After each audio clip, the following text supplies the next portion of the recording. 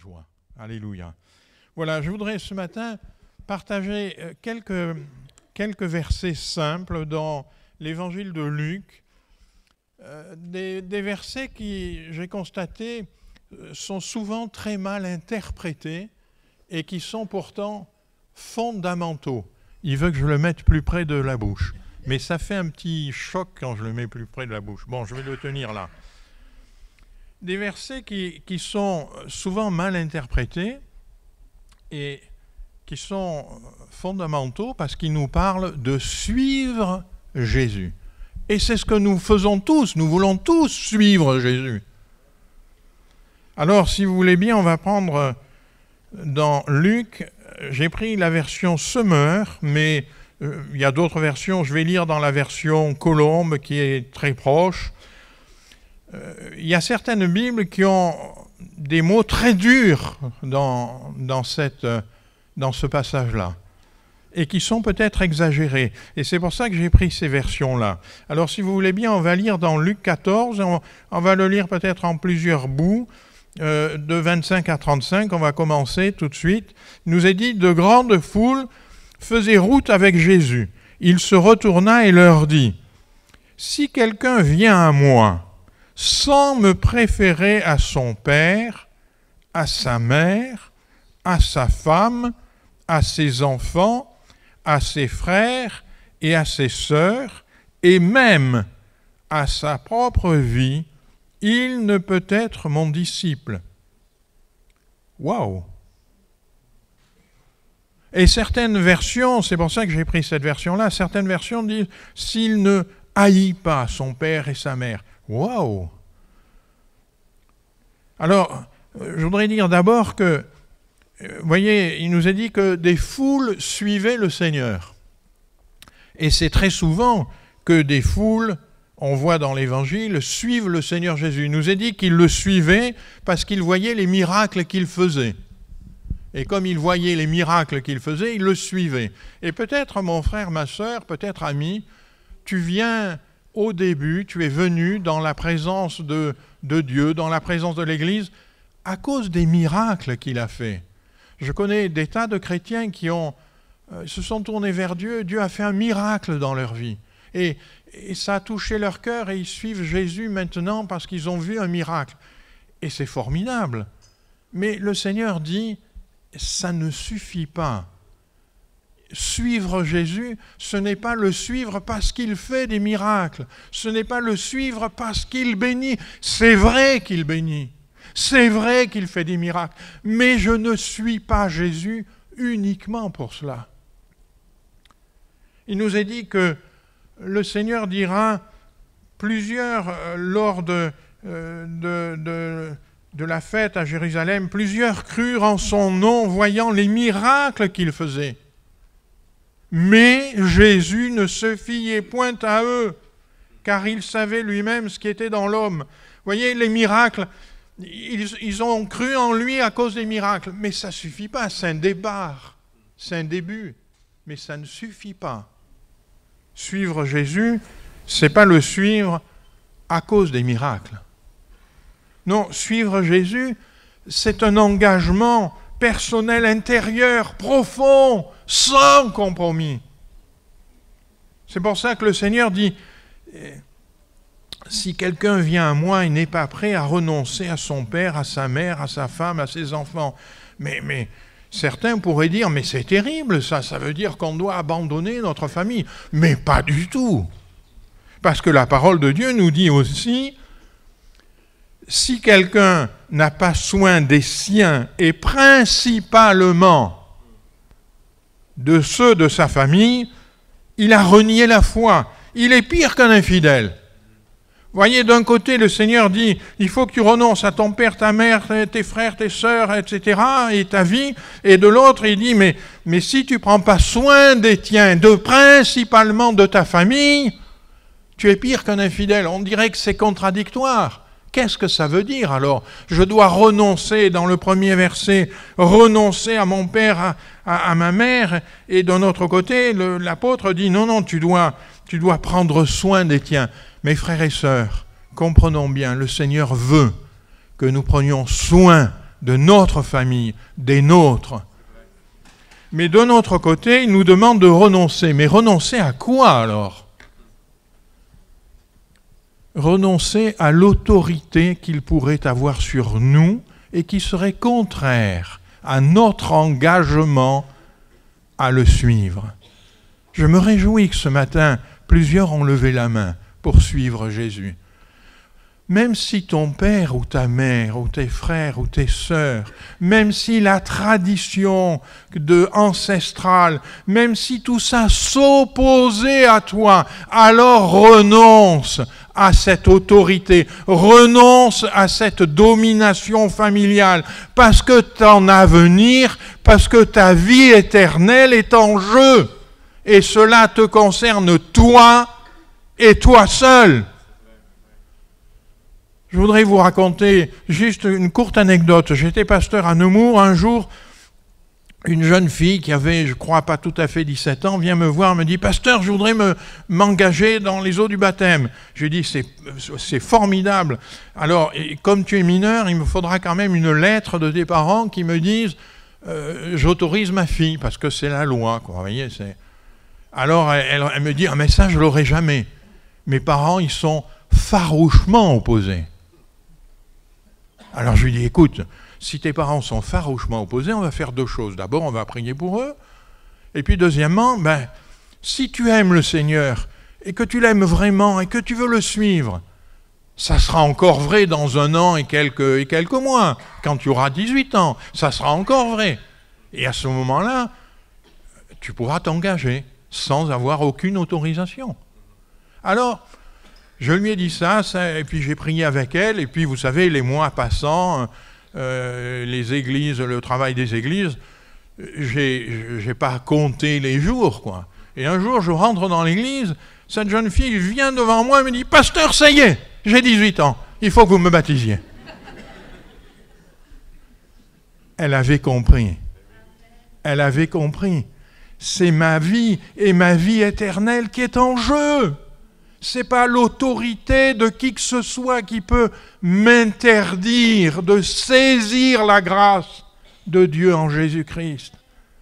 Mon ami, ne laisse aucune autorité, aucune tradition, aucune opposition se mettre en travers de ta décision de suivre Jésus-Christ. Alléluia.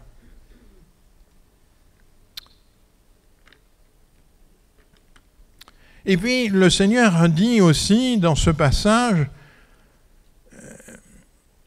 de porter sa croix. Si quelqu'un veut me suivre, qu'il renonce à lui-même, qu'il se charge chaque jour de sa croix et qu'il me suive. En effet, celui qui est préoccupé de sauver sa vie la perdra, mais celui qui perdra sa vie pour moi la sauvera. Si un homme parvient à posséder le monde entier, à quoi cela lui sert-il s'il se perd ou se détruit lui-même? Jésus attire l'attention là en disant « Attention, la finalité, c'est pour toi, est-ce que tu vas hériter la vie éternelle ou pas? Et même si sur cette terre tu peux avoir amassé des trésors, avoir gagné tout, mais si tu perds la vie éternelle, mais tu as tout perdu. » Et il y a cette parole qui dit qu'il se charge chaque jour de sa croix. Et souvent on entend des chrétiens et des gens, même des fois, qui ont juste une vague culture chrétienne, disent « Ah, vous savez, j'ai des difficultés, oui, il faut que je me charge de ma croix tous les jours. » Mais c'est pas ça que ça veut dire. C'est pas du tout ça. Le Seigneur, il n'est pas en train de dire « Ah, dans ta vie, tu vas avoir des difficultés et c'est ça, se charger de sa croix. » Mais c'est pas du tout ça. La croix, c'est le symbole de quoi? De la mort de l'homme. Jésus, il a été présenté aux Juifs et Pilate a dit « Voici l'homme ». Et tout le peuple a répondu d'une seule voix, « Crucifie-le » La croix, c'est le symbole de l'homme qui doit mourir devant Dieu, qui doit... tout ce qui est charnel en nous doit disparaître pour laisser la place à la sainteté de Dieu. Ce matin, on l'a chanté, Dieu est saint, et il faut que cette sainteté nous atteigne, qu'elle grandisse en nous. Mais pour ça, il faut que ce qui est charnel disparaisse de nos vies. Et lorsque le Seigneur dit qu'il se charge chaque jour de sa croix, ça veut dire que chaque jour de sa vie, il faut que l'homme charnel meure un peu plus. Bien sûr, vous aurez des difficultés dans la vie. Bien sûr, il y aura des tribulations. Votre cœur peut même s'arrêter pendant quelques minutes. J'en sais quelque chose. Mais ce n'est pas de ça dont Jésus parle. Non, pour ceux qui ont des tribulations, le Seigneur dit « Prenez courage, j'ai vaincu le monde. Prenez courage, je suis avec vous. Il n'y a aucune épreuve qui sera au-dessus de votre foi. Je veille à cela. Non, non, vous inquiétez pas pour ces choses. Par contre, vous avez une chose à faire. C'est faire mourir l'homme charnel qui est en vous. C'est mourir à soi-même. Un jour, il nous est dit dans une anecdote, celui qu'on appelle Saint Augustin, qui avait des étudiants avec lui, et il leur enseignait qu'est-ce que c'était mourir à soi-même. Alors, un des étudiants avait un peu de mal à comprendre, et Saint Augustin lui dit, eh bien, écoute, tu vois, dans la ville, il y a un grand personnage là qui venait de mourir, qui était un homme en vue, un homme qui avait fait du bien à la ville, qui était célèbre, etc. Et Saint Augustin dit à ce jeune étudiant, il lui dit, voilà, tu vas aller sur sa tombe, tu vas regarder bien sa tombe, et tu vas lui dire plein de choses. Des choses mauvaises, des insultes, que tu ne crois pas qu'il était bien, qu'il était un menteur, que tu vas lui dire que c'était un pécheur, tu vas lui dire plein de choses désagréables. Si tu arrives, injure-le. Cet étudiant, il est curieux, alors il va, il fait ce que Saint Augustin a dit, puis il revient, et Saint Augustin lui dit, alors, il dit, ben, j'ai fait ce que vous m'avez dit, et alors, qu'est-ce qui t'a répondu? Il dit, ben rien. Eh bien, tu vois, il est mort à lui-même. Il est mort à lui-même. Mon frère, ma sœur, tout ce que les autres peuvent dire ne doit pas t'atteindre. Ne doit pas atteindre ta susceptibilité, elle doit être morte. Ne doit pas atteindre ton orgueil, il doit être mort. Un frère me disait, quand on sert le Seigneur, on est comme un paquet de coton hydrophile. Alors, il dit, c'est bizarre ça, pourquoi?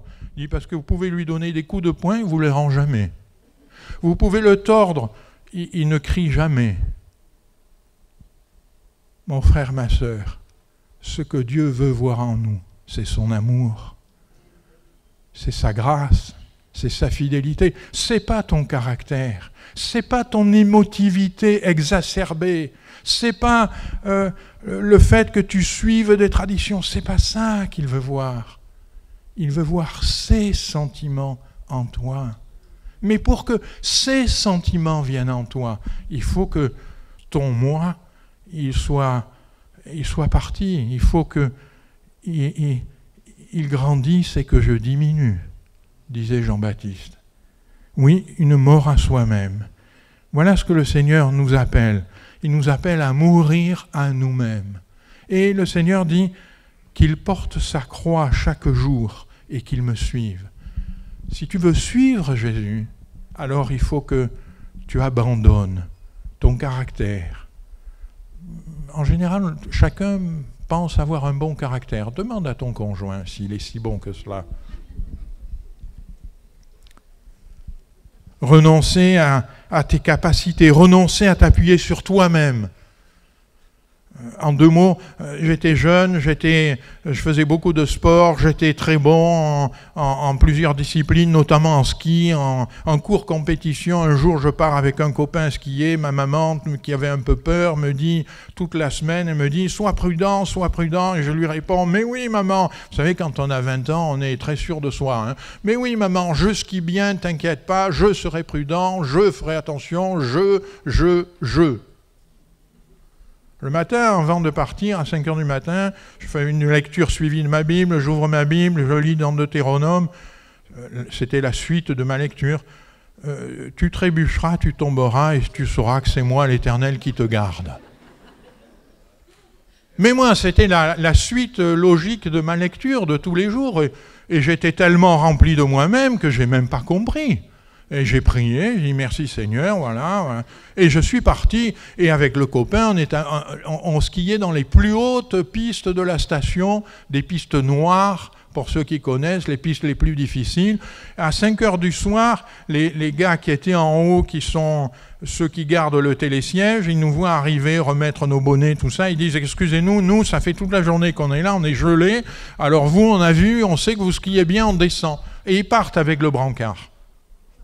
Nous, on remet notre bonnet, nos gants, et on s'élance dans la piste. Je ne fais pas 100 mètres, une chute énorme. Je me coupe la jambe, un morceau de tibia enlevé. Plus de brancards, plus de brancardiers. À l'époque, il n'y avait pas de téléphone portable. À 2800 mètres d'altitude, paumé, la nuit tombant, le tibia à l'air, une artère coupée. Je peux vous garantir que quand je suis tombé, ça a fait comme paf! Tu trébucheras, tu tomberas et tu sauras que c'est moi l'Éternel qui te garde. Non pas je serai prudent, mais Dieu me gardera. Amen. Mon frère, ma sœur, peut-être tu traverses des difficultés, peut-être tu es dans un moment difficile. Lève les yeux, je te garderai, dit le Seigneur. Alléluia. Et puis le Seigneur continue, on va lire la suite, verset 28 de ce chapitre 14. « Car lequel de vous, s'il veut bâtir une tour, ne s'assied d'abord pour calculer la dépense et voir s'il a de quoi la terminer, de peur qu'après avoir posé le fondement, il ne puisse l'achever et que tous ceux qui le verront ne se mettent à le railler. » Pardon. En disant, cet homme a commencé à bâtir, il n'a pu achever. Ou quel roi, s'il va faire la guerre à un autre roi, ne s'assied d'abord pour examiner s'il peut, avec 10 000 hommes, marcher à la rencontre de celui qui vient l'attaquer avec 20 000. S'il ne le peut, tandis que cet autre roi est encore loin, il lui envoie une ambassade pour demander la paix. Écoutez bien, ainsi donc, quiconque d'entre vous ne renonce pas à tout ce qu'il possède ne peut être mon disciple. Et le Seigneur va rajouter, le sel est une bonne chose, mais s'il perd sa saveur, avec quoi l'assaisonnera-t-on? Il est bon plus qu'à être jeté. Vous voyez, il y a cet enseignement qui nous dit construire une tour et faire une guerre. Et la première lecture peut nous faire penser que le Seigneur dit qu'il faut calculer la dépense, qui est un principe très simple, un principe, j'allais dire, de bon sens, humain. Si je veux construire un mur, il faut d'abord que je regarde est-ce qu'il y a suffisamment de parpaing pour le construire. Sinon, c'est ridicule. Ça, c'est un principe humain de base. Mais est-ce que vous pensez que le Fils de Dieu, Jésus, qui s'adresse à ses disciples, et au travers de ses disciples, il s'adresse à nous, est-ce que vous pensez que le Fils de Dieu est venu pour nous dire des choses aussi basiques que cela? Mais ça, c'était pas la peine que Jésus, Fils de Dieu, vienne pour me dire ça. Un homme un tant soit peu sage et pas totalement huluberlum aurait pu me dire la même chose. D'abord, le Seigneur nous parle il prend l'exemple d'une tour. Une tour, et on dirait qu'il dit, si tu construis une tour, tu ne peux pas la construire d'une hauteur au-delà de tes capacités. On est d'accord? Tu regardes, tu t'assieds, tu regardes quelle est la capacité que tu as, et tu fais la tour en fonction de tes capacités, mais pas au-delà. Et puis une guerre. Et si tu ne peux pas la gagner, alors essaye de pactiser, voilà. Et je dis, si ce n'est que ça, c'est une sagesse très humaine, et on pourrait la résumer, ne faire que ce que nous pouvons. Est-ce que c'est cela que Jésus a voulu dire? Je ne crois pas du tout. D'abord, calculer la dépense. Oui, il va dire, quiconque ne porte pas sa croix, on l'a compris, ça veut dire mourir à soi-même tous les jours un peu plus, et ne me suit pas, ne peut être mon disciple. Il y a un choix. Il y a un choix marqué. Et même s'il y a des sacrifices, ce choix-là est un choix directeur dans nos vies. Jésus lui-même nous en a donné l'exemple. Il nous a dit, ayant fait quelques pas en avant, il se jeta sur sa face et pria ainsi, « Mon Père, s'il est possible, que cette coupe s'éloigne de moi. » Il était en train de dire, face à l'agonie de la croix, « Seigneur, si c'est possible, que cette agonie s'éloigne de moi. » Et il se reprend immédiatement, il dit, « Toutefois, non pas ce que je veux, mais ce que tu veux. » Alléluia. Et oui, il y a un choix. Suivre Jésus, c'est dire ce que tu veux, Seigneur. Non pas ce que je veux, mais ce que tu veux. Seigneur, je veux que tu conduises ma vie. Vous vous rappelez, il est le bon berger, il me conduit, il me dirige. Ce que tu veux. Mes frères et sœurs, le Seigneur peut vouloir des choses qui vous étonneront. Il peut vous amener à des services que vous n'aviez pas imaginés et qui vont vous demander quelques sacrifices. Mais c'est ce qu'il veut qui a de l'importance. Et puis il nous parle d'une tour. Mais, je ne sais pas vous, quelle tour Dieu veut-il que nous construisions ? Pourquoi il prend l'exemple d'une tour? Il aurait pu prendre l'exemple de quelqu'un qui va, je ne sais pas, à la pêche. Mais là, il prend l'exemple de quelqu'un qui construit une tour. D'abord, ce n'est pas il construit une maison, il construit une tour. Une tour. Et oui, parce que une tour, c'est quelque chose qu'on voit de loin, quelque chose qui domine, quelque chose qui s'élève, quelque chose qui est un repère pour tous ceux qui sont autour, quelque chose qui marque une magnificence. Oui, Dieu veut que nous construisions une tour. Dieu veut de chacun de nous que nous soyons une habitation de Dieu en esprit. Mes frères et sœurs, ce n'est pas une maison quelconque, ça. C'est quelque chose qui domine, qui est au-dessus, qui s'élève, qu'on voit de loin. Et je voudrais vous demander cette question. Est-ce que vous pensez que pour bâtir une habitation de Dieu en esprit, notre nature est-elle suffisante? Alors, j'ai tendance à répondre oui, pour être religieux. Le propre de quelqu'un qui est religieux, c'est il fait avec sa nature. On m'a dit de faire ça, alors je le fais. On m'a dit de prendre un chapelet, de l'égrainer, alors je l'égraine. On m'a dit de... Je fais ce que je peux. Mais là, comme ça, vous ne construirez jamais une habitation de Dieu en esprit. Non. Pour être comme Dieu veut, notre nature n'est pas suffisante. Il va falloir qu'il y ait une action de Dieu dans nos vies. Il va falloir qu'il y ait le Saint-Esprit qui travaille nos cœurs. Il va falloir que la parole vienne s'imprimer dans nos consciences. Le Seigneur va dire, celui qui croit en moi, des fleuves d'eau vive couleront de son sein, comme dit l'Écriture. Mais ça, votre nature, ma nature, personne ne peut faire ça. Il n'y a que Dieu qui peut le faire dans votre vie. Dieu seul peut bâtir cette tour-là.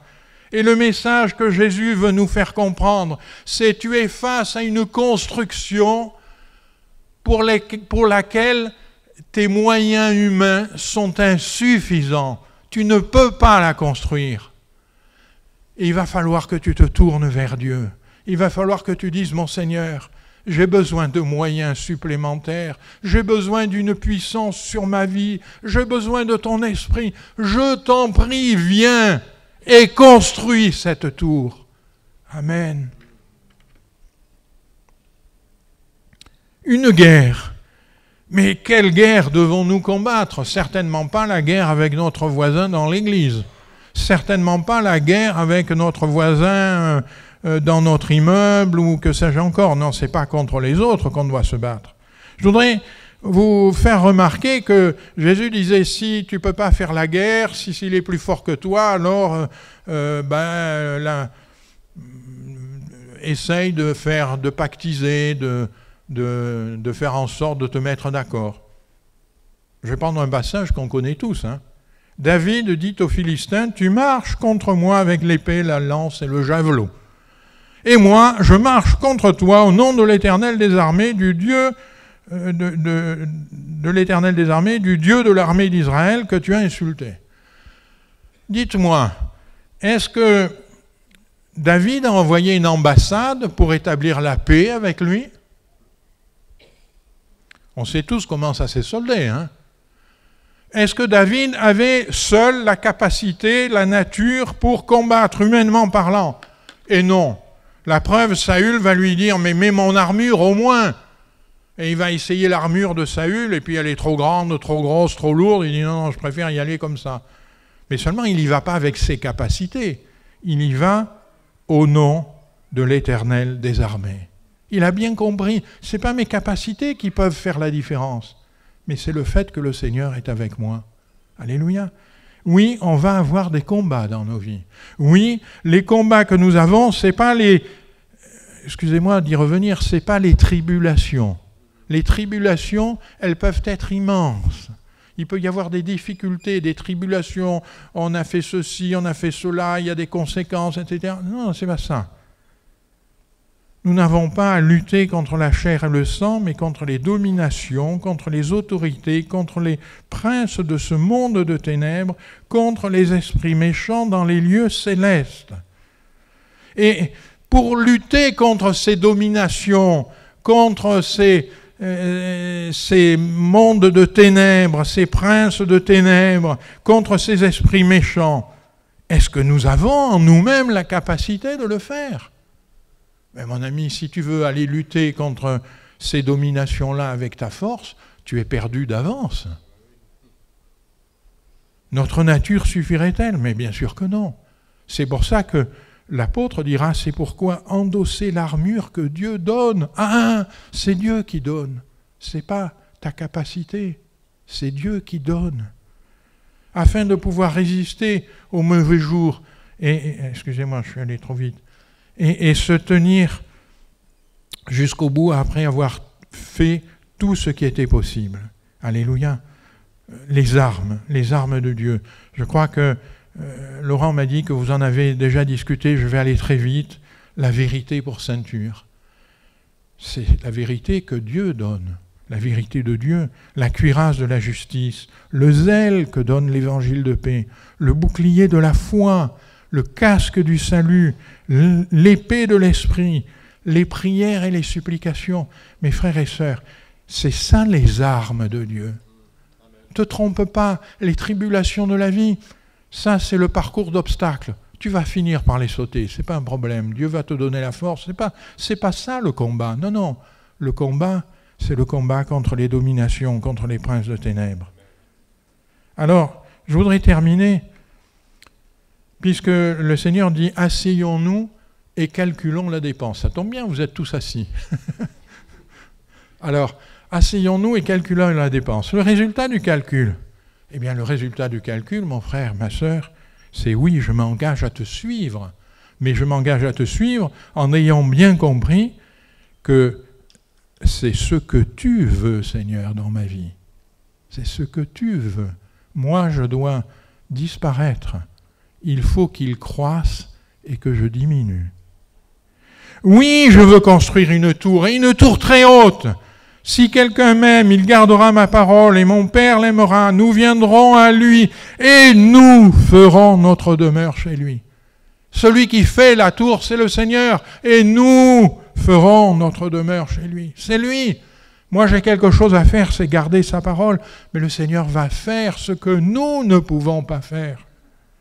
Oui, je veux gagner la guerre contre les dominations, contre les esprits de ce monde de ténèbres. Mais pour ça, je ne peux pas la gagner seul. J'ai besoin de recevoir une puissance, le Saint-Esprit survenant sur vous. Et vous serez mes témoins à Jérusalem, en Judée, en Samarie, jusqu'aux extrémités d'un monde. À Marignane. Oui, Seigneur, j'ai besoin de ton esprit. Seigneur, je m'engage à te suivre en comptant sur toi. Amen. Je m'engage à te suivre en comptant sur toi. Ce n'est pas une règle de sagesse que le Seigneur dit. Le Seigneur dit, assieds-toi, réfléchis, est-ce que tu peux construire ça ? Si tu ne peux pas humainement, tu vas dire, mais non, je ne peux pas. Mais le Seigneur ne te dit pas de prendre cette décision-là. Il te dit, eh bien, vise de construire une tour, et une tour très haute. Mais comme tu n'en as pas les moyens, demande au Seigneur, viens construire cette tour. Oui, tu peux lutter contre des dominations, contre des esprits de ténèbres, mais tout seul, tu n'en as pas les moyens. Mais le Seigneur t'invite à le faire, à dire oui, je vais lutter. Mais Seigneur, j'ai besoin de ton esprit. Viens me remplir de ta puissance. Et il va le faire. Alléluia. Oui, je m'engage en comptant sur toi.